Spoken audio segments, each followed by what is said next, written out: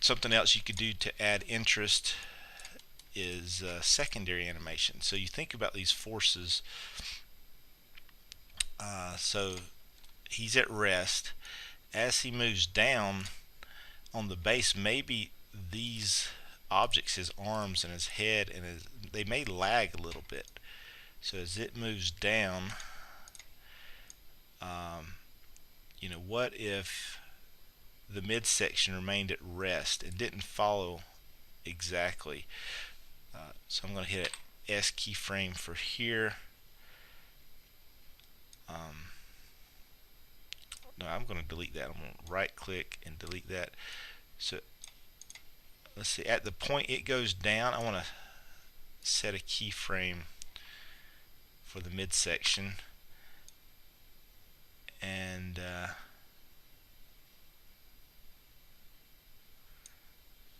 maybe this point,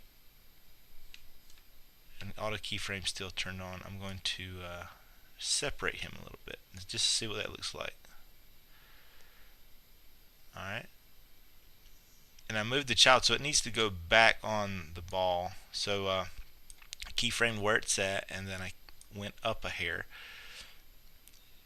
And if you click the original keyframe and middle mouse drag,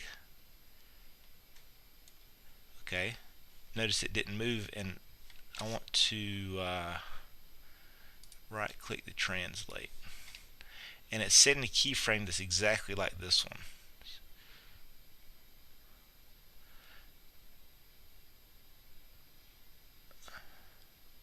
So and what would make this a little more convincing, I could do an anticipation of the anticipation. If you think about it, so it starts and just goes down. I could go slightly before it. I'm just going to hit S and then just do, and this is kind of subtle, but I'll take him almost like he's taking a breath before he squats down. So he bounces up. Maybe I should have. I'm gonna delete these. Go back to 6. Set one there, and at 8, just scale it up. So he's taking a breath before he goes down. And he's up, and as he's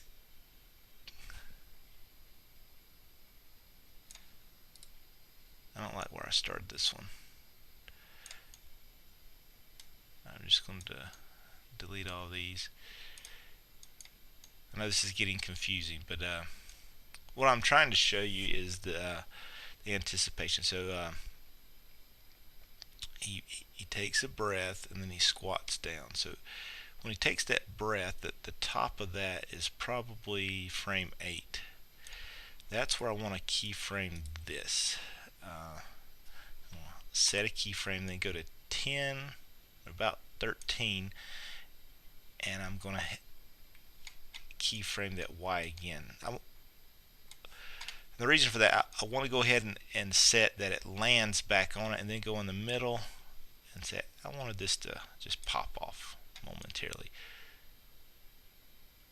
So you see that he takes his breath, and when he does, these things can separate, and then they all crunch back together. You see that?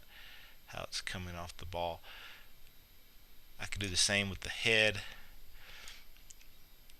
And when I'm looking at the top of the trajectory of this ball, so before it comes down, maybe right here, I can set a keyframe for the head.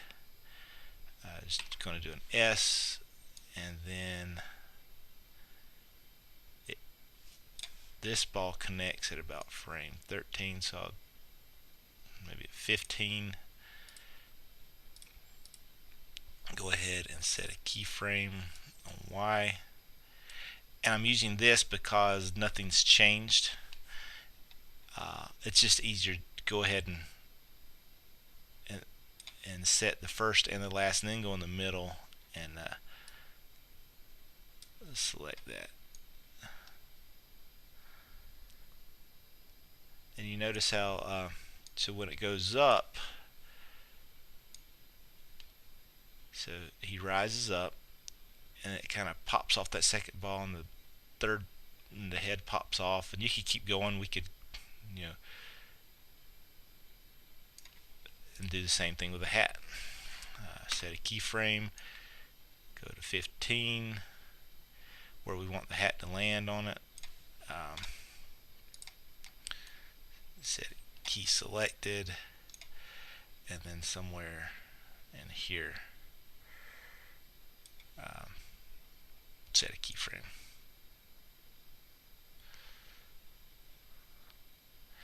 And it probably doesn't need to be that dramatic.